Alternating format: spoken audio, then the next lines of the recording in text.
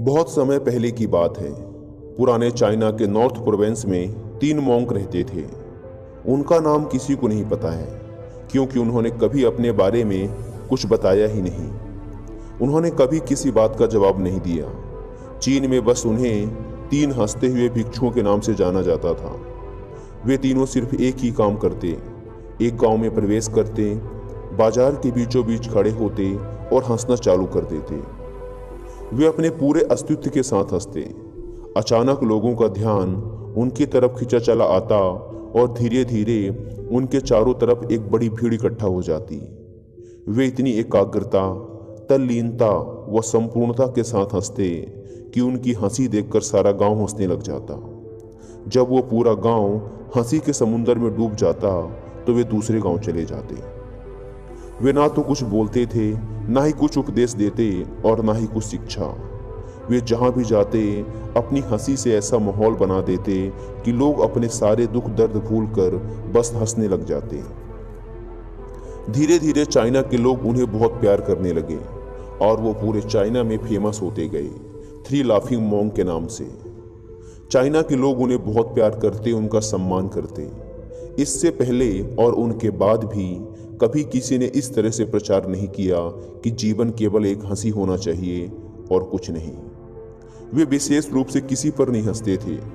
वे बस हंसते थे जैसे कि उन्होंने ब्रह्मांडी मजाक को समझ लिया हो, जैसे कि उन्होंने ईश्वर के मजाक को समझ लिया हो, और उन्होंने एक शब्द का उपयोग किए बिना पूरे चाइना में इतना आनंद फैलाया जितना आज से पहले किसी ने न फैलाया था। लोग उनका नाम पूछते, लेकिन वे बस हंसते, तो यह उनका नाम बन गया 3 हंसते हुए भिक्षु, 3 लाफिंग मॉन्क्स। पूरे चाइना में घूम घूम कर लोगों को हंसाते हुए समय के साथ वे तीनों बूढ़े हो गए और एक रात जब वे एक गांव में ठहरे हुए थे, उन तीनों में से एक भिक्षु की मौत हो गई। पूरा गांव स्तब्ध रह गया। पूरा गांव बहुत ज्यादा उम्मीद कर रहा था, क्योंकि उन्हें लगता था कि जब उनमें से एक की मृत्यु हो गई होगी तो बाकी जो 2 जरूर रोएंगे। यह देखने लायक होगा, क्योंकि किसी ने भी कभी इन लोगों को रोते हुए नहीं देखा था। जब सुबह हुई तो पूरा गांव इकट्ठा हुआ, लेकिन दोनों भिक्षु तीसरे की लाश के पास खड़े जोर जोर से हंस रहे थे।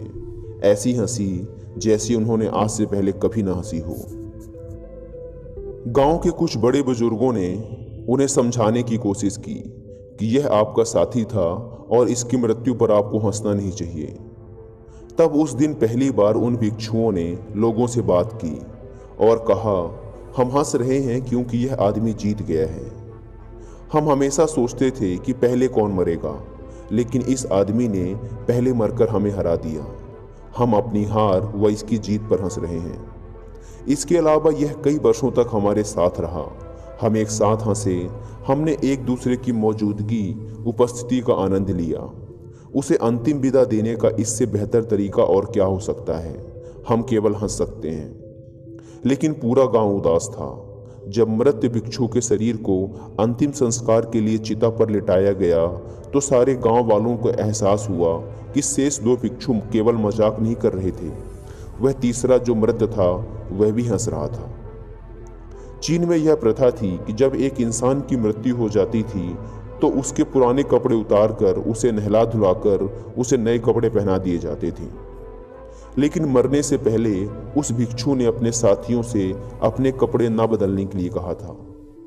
तीसरे भिक्षु ने कहा था, मुझे स्नान मत करवाना, क्योंकि मैं कभी अशुद्ध हुआ ही नहीं। मेरे जीवन में इतनी हंसी आई कि कोई अशुद्धता जमा ही नहीं हो सकती थी। मैंने कोई धूल जमा नहीं की है। हंसी हमेशा युवा और ताजा होती है, इसलिए मुझे नहलाकर मेरे कपड़े मत बदलना।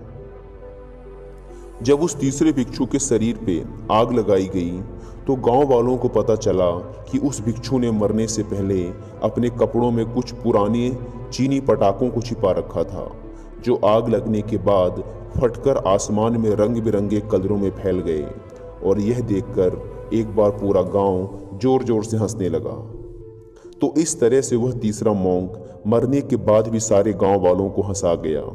और यह देखकर शेष दोनों भिक्षुओं ने कहा, चालाक आदमी, तुम मर चुके हो, लेकिन तुमने हमें एक बार फिर हरा दिया। तुम्हारे द्वारा गांव वालों के चेहरों पर पैदा की गई यह हंसी आखिरी हंसी थी।